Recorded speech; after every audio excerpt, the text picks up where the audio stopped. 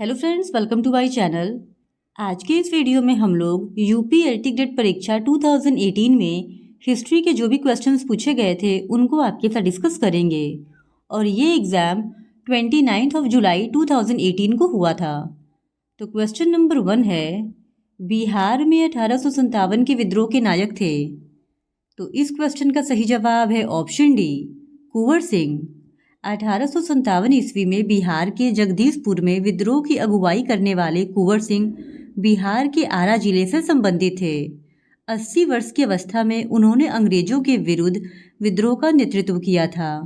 उनके अदम्य शौर्य, वीरता और सेना नायक के आदर्श गुणों के कारण उन्हें बिहार का सिंह भी माना जाता है।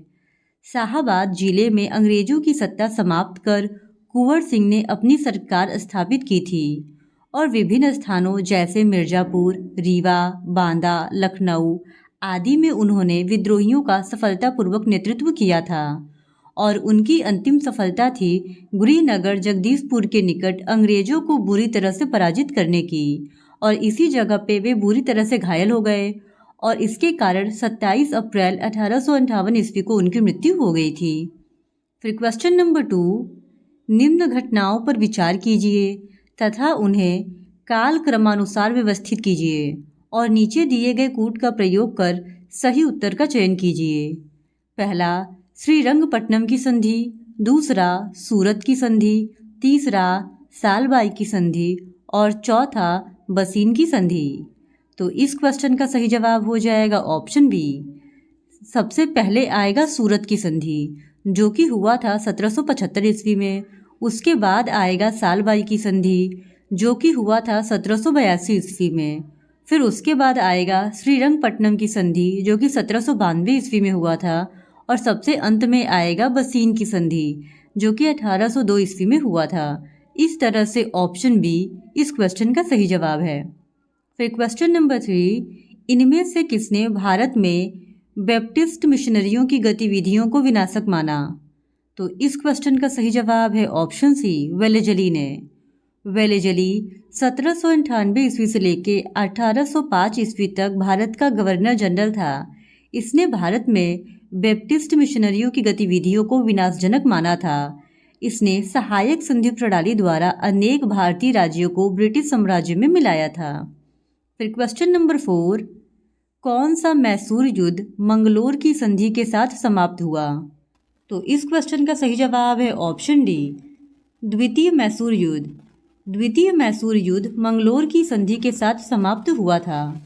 यह संधि टीपू सुल्तान की उत्कृष्ट कूटनीतिक सफलता थी। हालांकि इस संधि से गवर्नर जनरल वॉरेन हेस्टिंग्स असहमत था। फिर क्वेश्चन नंबर 5, डलहौजी के पहले विलय का सिद्धांत किस राज्य पर लागू किया जा चुका था? तो इस क्वेश्चन का सही जवाब है ऑप्शन डी, उपयुक्त सभी पर। विलय का सिद्धांत सर्वप्रथम ईस्ट इंडिया कंपनी के कोर्ट ऑफ डायरेक्टर्स द्वारा 1834 ईस्वी में प्रयोग किया गया। यद्यपि इसका सर्वाधिक प्रयोग लॉर्ड डलहौजी के द्वारा किया गया था। सर्वप्रथम कंपनी द्वारा 1839 ईस्वी में मांडवी राज्य को इस सिद्धांत के द्वारा हस्तगत किया गया। उसके बाद 1840 ईस्वी में कोलाबा तथा जालोर व 1842 ईस्वी में सूरत को कंपनी के द्वारा हस्तगत किया गया। इस तरीके से ऑप्शन डी इस क्वेश्चन का सही जवाब है। फिर क्वेश्चन नंबर 6, लंदन में ईस्ट इंडिया एसोसिएशन की स्थापना की थी। तो इस क्वेश्चन का सही जवाब है ऑप्शन सी, दादा भाई नौरोजी ने। सन 1866 ईस्वी में लंदन में दादा भाई नौरोजी के द्वारा ईस्ट इंडिया एसोसिएशन की स्थापना की गई थी। दादा भाई नौरोजी को grand old man of India के नाम से भी जाना जाता है। इन्होंने रहनुमाई मजदयासन सभा की भी स्थापना की थी और इन्होंने राष्ट्र गुफ्तार का प्रकाशन भी किया था। Poverty and un British rule in India नामक पुस्तक भी इनके द्वारा लिखी गई थी। फिर क्वेश्चन नंबर 7, भारत की जनगणना 1891 में जनगणना आयुक्त थे। तो इस क्वेश्चन का सही जवाब है ऑप्शन बी, बेंस। भारत की जनगणना 1891 ईस्वी में जरवाइस एथलेस्टेन बेंस जनगणना आयुक्त थे। भारत में इनके कार्यों के लिए इन्हें नाइट की उपाधि दी गई थी। फिर क्वेश्चन नंबर 8, सूची 1 को सूची 2 से सुमेलित कीजिए तथा नीचे दिए गए कूट का प्रयोग कर सही उत्तर का चयन कीजिए। तो यहाँ पे दो सूचियाँ दी गई है, एक तरफ सूची 1 दिया गया है और दूसरी तरफ सूची 2 दिया गया है और हम लोगों को इन दोनों को करेक्टली मैच करना है। तो इस क्वेश्चन का सही जवाब हो जाएगा ऑप्शन ए, यानी ए का होगा 1, बी का होगा 3, सी का होगा 4 और डी का होगा 2। 1854 ईस्वी में आया था शिक्षा पर सर चार्ल्स वुड का डिस्पैच। 1882 में आया था हंटर आयोग शिक्षा से संबंधित। 1904 ईस्वी में आया था भारतीय विश्वविद्यालय अधिनियम और 1917 ईस्वी में आया था सैडलर विश्वविद्यालय आयोग। इस तरीके से ऑप्शन ए इस क्वेश्चन का सही जवाब है। फिर क्वेश्चन नंबर 9 दक्षिणेश्वर संबंधित है। तो इस क्वेश्चन का सही जवाब है ऑप्शन सी, रामकृष्ण परमहंस से। स्वामी रामकृष्ण परमहंस कलकत्ता में स्थित दक्षिणेश्वर काली मंदिर के पुजारी थे। उनका बचपन का नाम गदाधर चट्टोपाध्याय था और स्वामी विवेकानंद इनके शिष्य थे। स्वामी रामकृष्ण सभी धर्मों की एकता पर जोर देते थे। फिर क्वेश्चन नंबर 10 इनमें से कौन देवबंद स्कूल से नहीं जुड़े थे? तो इस क्वेश्चन का सही जवाब है option A, Shah Abdul Aziz. Shah Abdul Aziz Deoband school से नहीं जुड़े थे और देवबंद स्कूल की स्थापना मोहम्मद कासिम ननोत्सवी एवं रशीद अहमद गंगोही द्वारा की गई थी। इस स्कूल की शुरुआत 1866-1867 ईस्वी में देवबंद यानी सहारनपुर में की गई थी। इसका उद्देश्य मुस्लिम संप्रदाय के लिए धार्मिक नेता तैयार करना, विश्वविद्यालय के पाठ्यक्रमों में अंग्रेजी शिक्षा एवं पश्चिमी संस्कृति को प्रतिबंधित करना, मुस्लिम संप्रदाय का नैतिक एवं धार्मिक पुनरुद्धार करना तथा अंग्रेज सरकार के साथ असहयोग करना था। इस संस्था के नेता महमूद उल हसन ने संस्था के धार्मिक विचारों को राजनीतिक बौद्धिक रंग देने का प्रयास किया। सिबली नुमानी जैसे फारसी एवं अरबी के प्रख्यात विद्वान और लेखक भी देवबंद स्कूल के समर्थक रहे थे। फिर क्वेश्चन नंबर 11 भारतीय राष्ट्रीय कांग्रेस के उदारवादी युग में भारतीय ग्लैडस्टोन की उपाधि दी गई। तो इस क्वेश्चन का सही जवाब है ऑप्शन बी, दादा भाई नौरोजी को। दादा भाई नौरोजी ने poverty and un British rule in India में ब्रिटिश शासन की आर्थिक कुरीतियों का वर्णन किया। उन्हें भारत का ग्लैडस्टोन भी कहा जाता है। गोखले ने उनके बारे में कहा कि यदि मनुष्यों में कहीं देवता है तो वह दादा भाई नौरोजी में है। फिर क्वेश्चन नंबर 12 सूची 1 को सूची 2 से सुमेलित कीजिए। वह इंगित कीजिए कि निम्न में से कौन सा सही सुमेलित नहीं है। तो इस क्वेश्चन का सही जवाब हो जाएगा option D, SC. Bose the springing tiger. The springing tiger के लेखक यू टोए हैं, ना कि एस.सी. बोस। वहीं बाल गंगाधर तिलक ने गीता रहस्य, अरविंदो घोष ने the ideal of human unity और जवाहरलाल नेहरू ने द यूनिटी ऑफ इंडिया पुस्तक लिखी है। फिर क्वेश्चन नंबर 13 निम्न में से कौन सा सही सुमेलित नहीं है। तो इस क्वेश्चन का सही जवाब है ऑप्शन ए, ऑल इंडिया किसान सभा महात्मा गांधी। ऑल इंडिया किसान सभा की स्थापना स्वामी सहजानंद सरस्वती ने की थी, ना कि महात्मा गांधी ने। इस वजह से ऑप्शन ए इस क्वेश्चन का सही जवाब है। वहीं आत्मीय सभा की स्थापना राजा राम मोहन रॉय ने, फॉरवर्ड ब्लॉक की स्थापना सुभाष चंद्र बोस ने और रामकृष्ण मिशन की स्थापना विवेकानंद ने की थी। फिर क्वेश्चन नंबर 14 महात्मा गांधी के संबंध में निम्नलिखित कथनों में से कौन सा सही है। पहला, 1920 ईस्वी में उन्होंने असहयोग आंदोलन आरंभ किया। दूसरा, उन्होंने ग्राम उद्योग संघ प्रारंभ किया था। नीचे दिए गए कूट की सहायता से सही उत्तर का चयन कीजिए। तो इस क्वेश्चन का सही जवाब हो जाएगा ऑप्शन सी, 1 और 2 दोनों, यानी महात्मा गांधी के संबंध में पहला और दूसरा ये दोनों ही कथन सही है।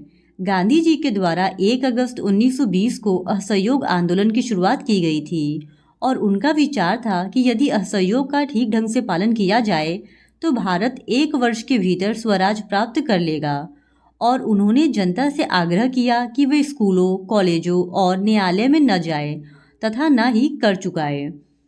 फिर क्वेश्चन नंबर 15 सुभाष चंद्र बोस ने स्वाधीन भारत की अस्थायी सरकार के गठन की घोषणा की थी। तो इस क्वेश्चन का सही जवाब है ऑप्शन सी, 21 अक्टूबर 1943 को। नेताजी सुभाष चंद्र बोस ने 5 जुलाई 1943 को सिंगापुर के टाउन हॉल के सामने आज़ाद हिंद फौज के सुप्रीम कमांडर के रूप में सेना को संबोधित किया था तथा दिल्ली चलो का नारा दिया था। 21 अक्टूबर 1943 ईस्वी को उन्होंने भारत की अस्थायी सरकार बनाई, जिसे जर्मनी, जापान, फिलीपींस, कोरिया, चीन, इटली, मोन्चुको और आयरलैंड ने मान्यता दी थी। उन्होंने 1944 ईस्वी में रंगून से रेडियो पर गांधी जी को सर्वप्रथम राष्ट्रपिता कहकर संबोधित किया था। फिर क्वेश्चन नंबर 16, 1947 में भारत विभाजन के बाद किसे संयुक्त रक्षा समिति, जिसे सैनिक कर्मचारियों, हथियारों व युद्ध सामग्रियों के विभाजन की जिम्मेदारी सौंपी गई थी, का सर्वोच्च सेनापति बनाया गया? तो इस क्वेश्चन का सही जवाब है ऑप्शन डी, ऑचिनलेक। 3 जून 1947 को ब्रिटिश सरकार ने भारतीय उपमहाद्वीप में भारत व पाकिस्तान नाम से 2 राज्यों को 15 अगस्त 1947 को सत्ता हस्तांतरण करने की योजना की घोषणा की। 30 जून 1947 ईस्वी को तत्कालीन वायसराय लॉर्ड माउंटबेटन की अध्यक्षता में मुस्लिम लीग तथा कांग्रेस के नेताओं ने मिलकर विभाजन परिषद द्वारा सशस्त्र बलों के बंटवारे पर सहमति व्यक्त की। फील्ड मार्शल ऑचिनलेक को माउंटबेटन के द्वारा संयुक्त रक्षा सुप्रीम कमांडर नियुक्त किया गया था, जिसे सैनिकों, हथियारों तथा युद्ध सामग्रियों के विभाजन की जिम्मेदारी सौंपी गई थी। फिर क्वेश्चन नंबर 17, इनमें से किसे भारत के प्राक इतिहास के अध्ययन को आरंभ करने का श्रेय दिया जाता है? तो इस क्वेश्चन का सही जवाब है option B, Robert Bruce Foote. Robert Bruce Foote British भूगर्भ वैज्ञानिक और पुरातत्ववेत्ता थे। जियोलॉजिकल सर्वे से संबद्ध ब्रूसफुट ने सर्वप्रथम 1863 ईस्वी में भारत में पाषाणकालीन बस्तियों के अन्वेषण की शुरुआत की थी। फिर क्वेश्चन नंबर 18, हड्डी की मात्र देवी मूर्ति प्राप्त हुई है? तो इस क्वेश्चन का सही जवाब है ऑप्शन डी, विंध्य घाटी के उच्च पूर्व पाषाण काल से। विंध्य घाटी में स्थित बेलन के लोहंदा नाला क्षेत्र में उच्च पूर्व पाषाण कालीन उपकरणों के अतिरिक्त अस्थि निर्मित मात्र देवी की एक प्रतिमा मिली है, जो संप्रति कौशाम्बी संग्रहालय में सुरक्षित है। बेलन घाटी की उच्च वर्ग पूर्व पाषाण कालीन संस्कृति का समय ईसा पूर्व 30,000 से 10,000 के बीच निर्धारित किया गया है। फिर क्वेश्चन नंबर 19, धौलावीरा की निम्नतम प्रथम चरण का जमाव किस संस्कृति से संबंधित है?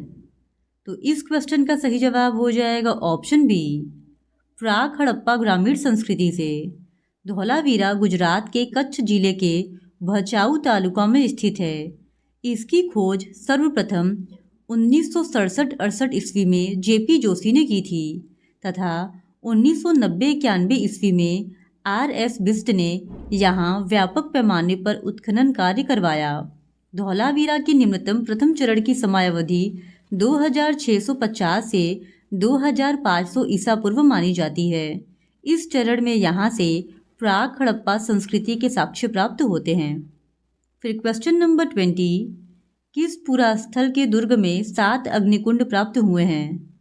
तो इस क्वेश्चन का सही जवाब है ऑप्शन डी, कालीबंगा। कालीबंगा से 7 अग्निकुंड के साक्ष्य प्राप्त हुए हैं और कालीबंगा वर्तमान में हनुमानगढ़ राजस्थान में स्थित है।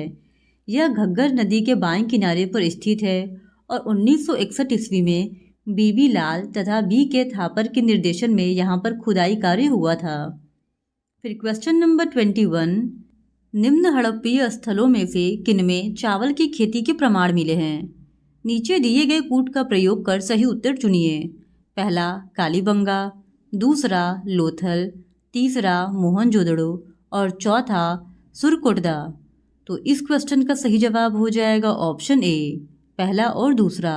यानी दिए गए ऑप्शंस में से कालीबंगा और लोथल से निम्न चावल की खेती के साक्ष्य मिले हैं।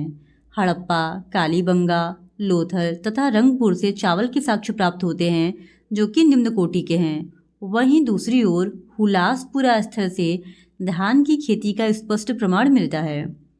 फिर क्वेश्चन नंबर 22, बूचड़खाना क्षेत्र का साक्ष्य प्राप्त हुआ है।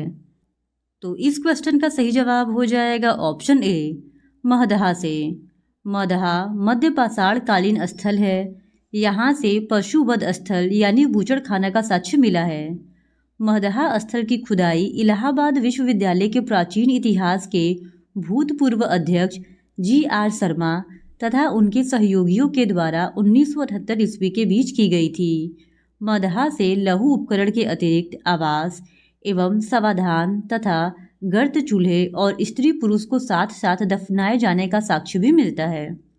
फिर क्वेश्चन नंबर 23, हड़प्पा संस्कृति की पूर्वी सीमा थी।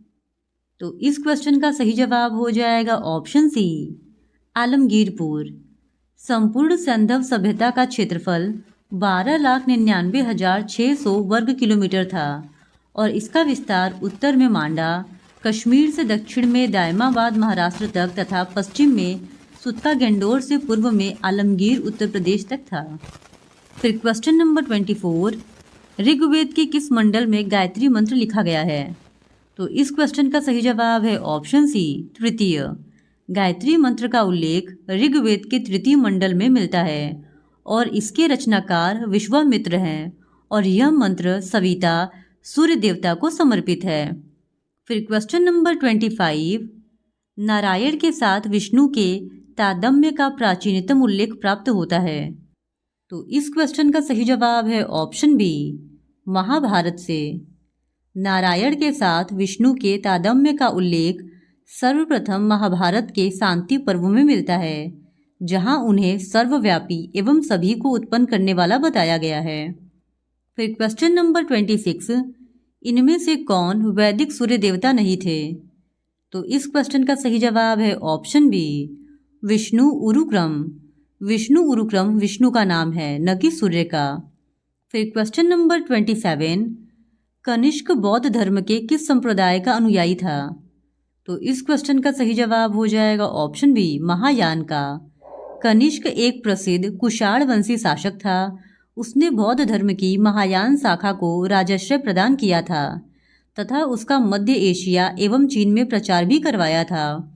उसके शासनकाल में कश्मीर के कुंडल वन में बौद्ध धर्म की चतुर्थ संगीति का आयोजन भी किया गया था, जिसकी अध्यक्षता वसुमित्र ने की थी तथा अश्वघोष उसके उपाध्यक्ष बनाए गए थे। फिर क्वेश्चन नंबर 28, प्रथम जैन समिति किसने आहूत की थी? तो इस क्वेश्चन का सही जवाब है ऑप्शन सी, स्थूलभद्र ने। प्रथम जैन संगीति का आयोजन 300 ईसा पूर्व में हुआ था। यह सभा चंद्रगुप्त मौर्य के काल में हुई थी और यह सभा स्थूलभद्र की अध्यक्षता में पाटलिपुत्र में आयोजित की गई थी। इसमें जैन धर्म के 12 अंगों का संपादन भी हुआ था। जैन धर्म 2 भागों दिगंबर तथा श्वेतांबर में बट गया था। फिर क्वेश्चन नंबर 29, भगवान बुद्ध ने अपना पहला उपदेश कहाँ दिया था? तो इस क्वेश्चन का सही जवाब है ऑप्शन डी, ऋषिपतन में। महात्मा बुद्ध ने अपना पहला उपदेश ऋषिपतन यानी कि सारनाथ में दिया था, जहाँ 5 ब्राह्मण उनके प्रथम शिष्य भी बने थे। फिर क्वेश्चन नंबर 30, भगवती सूत्र किस धर्म से संबंधित है? तो इस क्वेश्चन का सही जवाब हो जाएगा ऑप्शन बी, जैन धर्म से। भगवती सूत्र का संबंध जैन धर्म से है। इसमें जैन तीर्थंकरों, मुख्यतः महावीर स्वामी का जीवन चरित्र तथा अन्य समकालिकों के साथ उनके संबंधों का वर्णन है। भगवती सूत्र 5वां जैन आगम है और कुल 12 जैन आगम है जो महावीर स्वामी द्वारा प्रख्यापित माने जाते हैं। इसकी रचना सुधर्म स्वामी द्वारा प्राकृत भाषा में की गई थी। यह सभी आगमों में सबसे बड़ा ग्रंथ है। तो क्वेश्चन नंबर 31 है, मेगास्थनीज के लेखन में उल्लिखित एंग्रोनोमोई कौन थे? तो इस क्वेश्चन का सही जवाब हो जाएगा ऑप्शन सी, जिले के अधिकारी। मौर्य काल में जिले को विषय या आहार कहा जाता था तथा जिले के प्रमुख को आहारपति कहा जाता था। आहारपति को मेगास्थनीज ने एग्रोनोमोई कहा है। वह मार्ग निर्माण का भी एक प्रमुख अधिकारी था।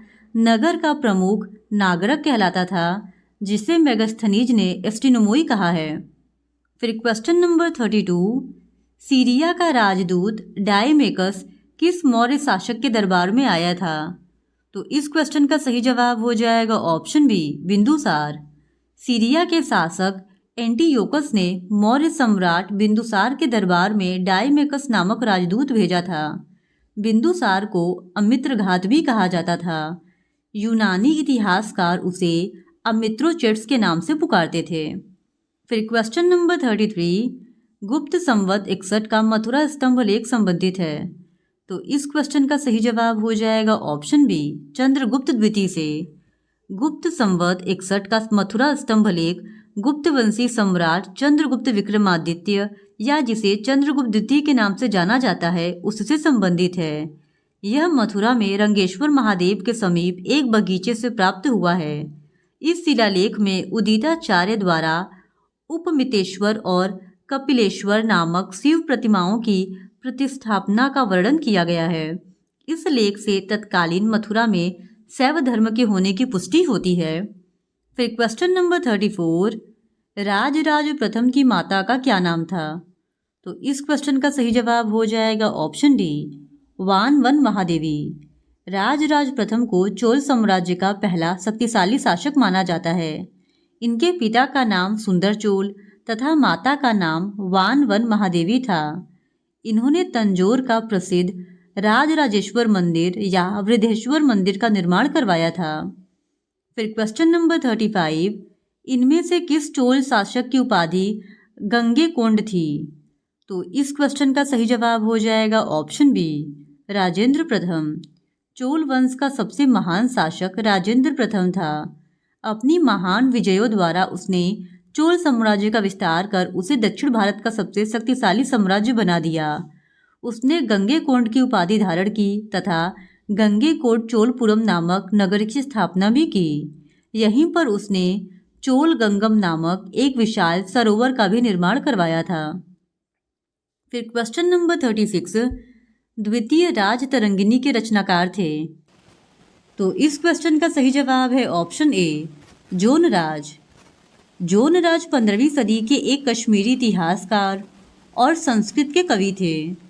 उन्होंने द्वितीय राजतरंगिनी नामक इतिहास ग्रंथ लिखा जिसमें उन्होंने कल्हड़ की राजतरंगिनी का सन 1149 ईस्वी तक का वृत्तांत जारी रखते हुए अपने समकालीन सुल्तान जैन उल अबिदीन तक का वर्णन लिखा है। लेकिन जोनराज उनके शासनकाल का पूरा वृत्तांत नहीं लिख सके क्योंकि उनके शासनकाल के 35वें वर्ष में जोनराज का देहांत हो गया। उनके शिष्य श्रीवर ने आगे का वृत्तांत लिखा और उनकी कृति का नाम तृतीय राजतरंगिनी था जो कि 1459 से लेकर 1486 तक के बारे में है। फिर क्वेश्चन नंबर 37, निम्नलिखित शासकों के शासनकाल को कालक्रम में व्यवस्थित कीजिए और नीचे दिए गए कूट का प्रयोग कर सही उत्तर का चयन कीजिए। पहला मोहम्मद बिन कासिम, दूसरा महमूद गजनवी, तीसरा तैमूर और चौथा चंगेज़ खां। तो इस क्वेश्चन का सही जवाब हो जाएगा ऑप्शन बी। सबसे पहले आएगा 1 यानी कि मोहम्मद बिन कासिम जिसका टाइम पीरियड 712 ईस्वी है। फिर उसके बाद आएगा महमूद गजनवी जो कि 997 से 1030 ईस्वी तक शासन किया। फिर उसके बाद आएगा चंगेज़ खां 1162 से 1227 ईस्वी तक और सबसे अंत में आएगा तैमूर 1370 से 1405 ईस्वी तक। फिर क्वेश्चन नंबर 38, निम्नलिखित कथनों पर विचार कीजिए। पहला, पृथ्वीराज चौहान ख्वाजा मोइनुद्दीन चिश्ती के समकालीन थे। दूसरा, गियासुद्दीन तुगलक निजामुद्दीन औलिया के समकालीन थे। उपयुक्त कथनों में से कौन से सही है? तो इस क्वेश्चन का सही जवाब हो जाएगा ऑप्शन सी, 1 और 2 दोनों, यानी ये दोनों ही कथन सही है। पृथ्वीराज चौहान चौहान वंश के एक प्रतापी शासक थे जो ख्वाजा मोइनुद्दीन चिश्ती के समकालीन थे और ख्वाजा मोइनुद्दीन चिश्ती चिश्ती सिलसिले के संस्थापक थे। वहीं गियासुद्दीन तुगलक तुगलक वंश का संस्थापक था और निजामुद्दीन औलिया इसके समकालीन थे। इनको महबूब इलाही भी कहा जाता था। फिर क्वेश्चन नंबर 39, कुव्वत उल इस्लाम मस्जिद का निर्माण किसने कराया? तो इस क्वेश्चन का सही जवाब हो जाएगा ऑप्शन सी, कुतुबुद्दीन ऐबक ने। दिल्ली में कुतुब मीनार के पास स्थित कुव्वत उल इस्लाम मस्जिद का निर्माण गुलाम वंश के प्रथम शासक कुतुबुद्दीन ऐबक ने 1192 ईस्वी में करवाया था और इल्तुतमिश ने 1230 ईस्वी में इसमें कुछ और हिस्से पूरा करवाए। फिर क्वेश्चन नंबर 40, इल्तुतमिश के विषय में निम्नलिखित कथनों में से कौन से सही है? पहला, इल्तुतमिश ने अपने प्रभुत्व की मान्यता खलीफा द्वारा प्राप्त की। दूसरा, इल्तुतमिश ने बंगाल के सुल्तान गियासुद्दीन को हराकर लखनौती पर अधिकार किया। नीचे दिए गए कूट की सहायता से सही उत्तर का चयन कीजिए। तो इस क्वेश्चन का सही जवाब हो जाएगा ऑप्शन सी, 1 और 2 दोनों, यानी इल्तुतमिश के बारे में ये दोनों ही कथन सही है। फिर क्वेश्चन नंबर 41, अलाउद्दीन खिलजी के आक्रमण के समय देवगिरी का यादव शासक कौन था? तो इस क्वेश्चन का सही जवाब है ऑप्शन डी, रामचंद्र। 1296 ईस्वी में अलाउद्दीन ने देवगिरी पर आक्रमण किया, जहां के शासक रामचंद्र देव ने बाध्य होकर उसे प्रतिवर्ष एलिचपुर की आय को भेजने का वादा किया था। और 1307 ईस्वी में मलिक काफूर ने पुनः देवगिरी पर आक्रमण किया।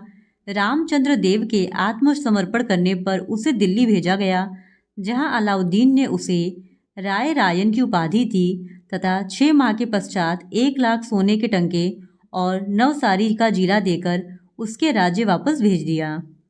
फिर क्वेश्चन नंबर 42, निम्नलिखित में से कौन सा सही सुमेलित नहीं है? तो इस क्वेश्चन का सही जवाब हो जाएगा ऑप्शन डी, कन्नौज का युद्ध 1530 ईस्वी में। कन्नौज का युद्ध 1540 ईस्वी में शेरशाह सूरी और मुगल शासक हुमायूं के बीच लड़ा गया था। इस वजह से ऑप्शन डी इस क्वेश्चन का सही जवाब है, क्योंकि ये सही रूप से सुमेलित नहीं है। फिर क्वेश्चन नंबर 43, निम्नलिखित घटनाओं को कालक्रमानुसार व्यवस्थित कीजिए तथा नीचे दिए गए कूट का प्रयोग कर सही उत्तर का चयन कीजिए। पहला, तैमूर का आक्रमण। दूसरा, सांकेतिक मुद्रा का प्रचलन। तीसरा, बाजार नियंत्रण नीति। और चौथा, मलिक छज्जू का विद्रोह। तो इस क्वेश्चन का सही जवाब हो जाएगा ऑप्शन सी। सबसे पहले होगा मलिक छज्जू का विद्रोह, जो कि 1290 ईस्वी में होगा। उसके बाद आएगा बाजार नियंत्रण नीति, जो कि 1296 से 1316 ईस्वी तक चलेगा। फिर आएगा सांकेतिक मुद्रा का प्रचलन 1329 से 1330। तैमूर का आक्रमण 1398। फिर क्वेश्चन नंबर 44, शेख सलीम चिश्ती का दरगाह स्थित है। तो इस क्वेश्चन का सही जवाब है ऑप्शन डी, फतेहपुर सिकरी में। शेख सलीम चिश्ती का दरगाह आगरा जिले के फतेहपुर सिकरी में जामा मस्जिद के भीतर स्थित है। 1573 ईस्वी में अकबर ने गुजरात विजय के साथ इन क्षेत्रों को विजित करके इसका नाम फतेहपुर सिकरी रखा और अकबर ने इस दरगाह का निर्माण 1580 से 81 ईस्वी में करवाया था। फिर क्वेश्चन नंबर 45, निम्नलिखित को उनकी निर्माण तिथि के क्रम में व्यवस्थित कीजिए तथा नीचे दिए गए कूट का प्रयोग कर सही उत्तर का चयन कीजिए। आगरा का किला, दिल्ली का लाल किला, कुतुब मीनार, ताजमहल। तो इस क्वेश्चन का सही जवाब हो जाएगा ऑप्शन बी। सबसे पहले निर्माण होगा कुतुब मीनार का 1193 ईस्वी में। उसके बाद आगरे का किला का, जिसका 1565 ईस्वी में निर्माण हुआ था। फिर दिल्ली का लाल किला का 1638 से 48 ईस्वी के बीच में और ताजमहल का 1632 से 53 तक। इस तरीके से ऑप्शन बी इस क्वेश्चन का सही जवाब है। फिर क्वेश्चन नंबर 46, किरोड़ी शब्द किसकी प्रशासनिक व्यवस्था में राजस्व अधिकारी के लिए प्रयुक्त किया जाता था? तो इस क्वेश्चन का सही जवाब है ऑप्शन डी, अकबर। किरोड़ी शब्द अकबर की प्रशासनिक व्यवस्था में राजस्व अधिकारी के लिए प्रयुक्त किया जाता था। 1562 ईस्वी में एतमाद खां ने किरोड़ी व्यवस्था लागू की, जिसके अनुसार समस्त खालसा भूमि को 182 राजस्व भागों में बांटा गया और प्रत्येक की मालगुजारी 1 करोड़ दाम प्रति वर्ष निर्धारित किया गया। खालसा भूमि की इन इकाइयों से भू राजस्व वसूल करने के लिए प्रत्येक इकाई में पृथक पृथक आमिल नियुक्त किए गए, जो किरोड़ी के नाम से प्रसिद्ध थे। किंतु यह व्यवस्था असफल रही, जिसके चलते एतुमाद खां को हटा दिया गया और 1564 ईस्वी में मुजफ्फर खां तुर्बती को दीवान बनाया गया। यह अकबर के समय का विख्यात वित्त पोषक था। फिर क्वेश्चन नंबर 47, विजयनगर साम्राज्य के शासक कृष्णदेव राय ने संरक्षण दिया था। तो इस क्वेश्चन का सही जवाब है ऑप्शन ए, वल्लभाचार्य को। वल्लभाचार्य का जन्म 1479 ईस्वी में काशी में हुआ था। इनके माता पिता तेलंगाना से काशी की यात्रा पर आ रहे थे, तभी यात्रा मार्ग में इनका जन्म हुआ था। विजयनगर में राजा कृष्णदेव राय के दरबार में इन्होंने शास्त्र में शैव पंडितों को परास्त किया था। विजयनगर सम्राट ने इन्हें जगत गुरु महाप्रभु श्रीमदाचार्य की उपाधि से विशोभित भी किया था। फिर क्वेश्चन नंबर 48, निम्नलिखित में से कौन सा सही सुमेलित नहीं है? तो इस क्वेश्चन का सही जवाब हो जाएगा option D, Balban Marco Polo. Marco Polo 1292 से 95 ईस्वी में भारत आया था और इस समय भारत में दिल्ली सल्तनत के शासक जलालुद्दीन खिलजी का शासन था, न कि बलबन का। इस तरीके से ऑप्शन डी इस क्वेश्चन का सही जवाब है, क्योंकि ये सही रूप से सुमेलित नहीं है। फिर क्वेश्चन नंबर 49, श्री संप्रदाय किस धर्म से संबंधित है? तो इस क्वेश्चन का सही जवाब है ऑप्शन बी, वैष्णव धर्म से। वैष्णव संत रामानुजाचार्य ने अपनी उपासना में लक्ष्मी व विष्णु की उपासना पर अत्यधिक बल दिया। मान्यता है कि इनका मत लक्ष्मी द्वारा दिए गए उपदेश पर आधारित था, इसलिए इस संप्रदाय को श्री संप्रदाय भी कहा जाता है। रामानुजाचार्य को शेषनाग का अवतार माना जाता है। फिर क्वेश्चन नंबर 50, अकबर के शासनकाल में प्रचलित 1 दाम दशमलव मुद्रा में कितने पैसे के बराबर थी? तो इस क्वेश्चन का सही जवाब हो जाएगा ऑप्शन डी, 2 होल 1/2 के बराबर। फिर क्वेश्चन नंबर 51, मुगल साम्राज्य में मीर ए तुजुक से तात्पर्य था?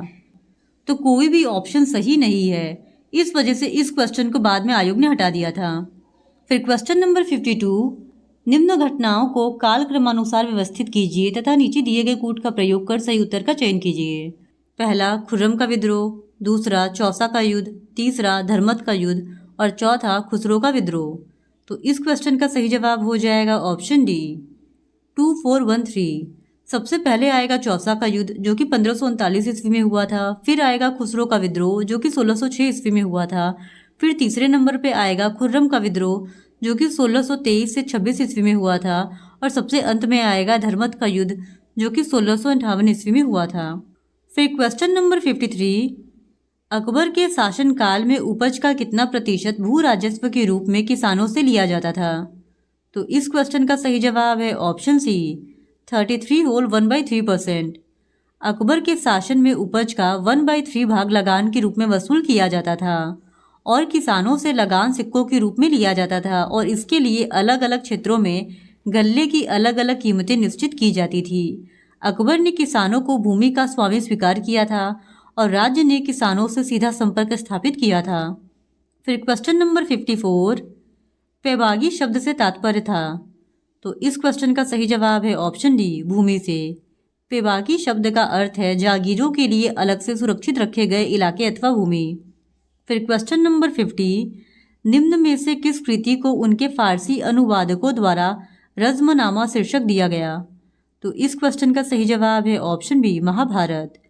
रज़्मनामा महाभारत का फारसी अनुवाद है जो मुगल बादशाह अकबर के समय में करवाया गया था। महाभारत का फारसी अनुवाद मुगल बादशाह अकबर के आदेश से बदायूनी, नकीब खां और अब्दुल कादिर ने किया था। रज़्मनामा के प्रसंगों पर चित्र बनाने के लिए दसवंत तथा बसावन को जिम्मेदारी दी गई थी। फिर क्वेश्चन नंबर 56, भारत में पुर्तगालियों द्वारा प्राप्त किए गए स्थानों को उनके वर्षों से सुमेलित कीजिए तथा नीचे दिए गए कूट का प्रयोग कर सही उत्तर का चयन कीजिए। तो इस क्वेश्चन का सही जवाब हो जाएगा ऑप्शन डी, ए का 3, यानी कालीकट का हो जाएगा 1500 ईस्वी, कतरानोर का हो जाएगा 1502 ईस्वी, धाबोल का हो जाएगा 1522 ईस्वी, पुन्नानी का हो जाएगा 1525 ईस्वी। इस तरीके से ऑप्शन डी इस क्वेश्चन का सही जवाब है।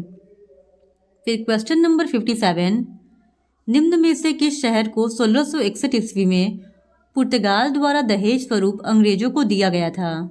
तो इस क्वेश्चन का सही जवाब है ऑप्शन सी, बम्बई। पुर्तगालियों ने 1534 ईस्वी में बम्बई को गुजरात के बहादुर शाह से छीन लिया और 1661 ईस्वी में चार्ल्स द्वितीय के साथ पुर्तगाली राजकुमारी कैथरीन डी वेंग्रेजा के विवाह के अवसर पर यह दहेज स्वरूप अंग्रेजों को प्रदान कर दिया गया था। बाद में 10 पाउंड वार्षिक किराए पर बम्बई ईस्ट इंडिया कंपनी को दे दिया गया। फिर क्वेश्चन नंबर 58, निम्न में से कौन सा सही सुमेलित नहीं है? तो इस क्वेश्चन का सही जवाब हो जाएगा ऑप्शन डी, देवगांव की संधि 17 दिसंबर 1818 ईस्वी। देवगांव की संधि 17 दिसंबर 1818 ईस्वी में नहीं हुई थी, बल्कि ये 17 दिसंबर 1803 ईस्वी को हुई थी। इस वजह से ऑप्शन डी इस क्वेश्चन का सही जवाब है, क्योंकि सही रूप से सुमेलित नहीं है। वहीं ब्लैक होल की घटना 20 जून 1756 ईस्वी में, प्लासी का युद्ध 23 जून 1757 ईस्वी को और बक्सर का युद्ध 22 अक्टूबर 1764 ईस्वी को ही हुआ था। फिर क्वेश्चन नंबर 59, हिंदू विधवा पुनर्विवाह अधिनियम पारित हुआ था। तो इस क्वेश्चन का सही जवाब है ऑप्शन सी, 26 जुलाई 1856 ईस्वी को। हिंदू विधवा पुनर्विवाह अधिनियम 26 जुलाई 1856 ईस्वी को पारित हुआ था। इस अधिनियम के द्वारा हिंदू विधवाओं को पुनर्विवाह हेतु कानूनी मान्यता मिली थी और इस अधिनियम का ड्राफ्ट लॉर्ड डलहौजी के द्वारा तैयार किया गया था। फिर क्वेश्चन नंबर 60, 1857 के विद्रोह के समय मुगल शासक कौन था? तो इस क्वेश्चन का सही जवाब है option A, Bahadur Shah Zafar. Lord Canning के गवर्नर जनरल के शासनकाल के दौरान 1857 की महान क्रांति हुई थी। उस समय मुगल शासक बहादुर शाह जफर था। तो इस तरह आज की इस वीडियो में हमने यूपी एलटी ग्रेड के एग्जाम में पूछे गए हिस्ट्री के 60 क्वेश्चंस का डिस्कशन आपके साथ कर लिया है।